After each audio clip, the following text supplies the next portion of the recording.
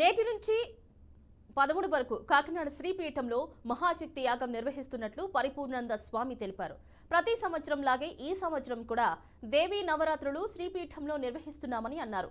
ఈ సంవత్సరం 11 రోజుల పాటు మహాశక్తి యాగం నిర్వహిస్తున్నామని తెలియజేశారు.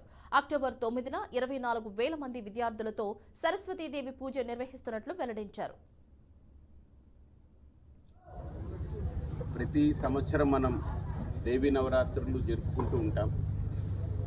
కానీ ఈసారి గత సంవత్సరం 2023 కార్తీక మాసంలో 30 రోజులు మనం ఏదైతే మహాశక్తి యాగం నిర్వహించామో 100 కోట్ల కుంకుమార్చన అనేది ఒక వేదికగా ఏర్పడి చేయడం అనేది భారతదేశ చరిత్రలో ఒక అత్యంత కీలకమైనటువంటి ఘట్టం.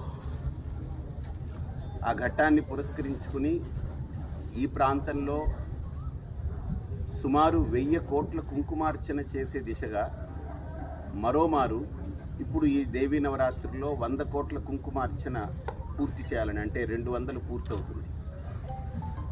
ఇలా ప్రతి ఏడాది దేవీ నవరాత్రుల్ని మనం వేదికగా చేసుకుని 100 కోట్ల కుంకుమార్చన చేయడం ద్వారా ఒక 10 ఏళ్లలో, అంటే బహుశా మేము 10 ఏళ్ళు అనుకోవడం చాలా ఎక్కువ దూరం అనిపిస్తుంది. ఎందుకంటే గతంతో పోల్చుకుంటే ఈ సంవత్సరమే మాకు 54,000 రిజిస్ట్రేషన్లు అయిపోయాయి. ఇప్పటికి ప్రతినిత్యము దాంట్లో వచ్చేవారి సంఖ్య ఆడవాళ్ళు కాబట్టి ఇంట్లో కొన్ని వాళ్ళకి శారీరకమైన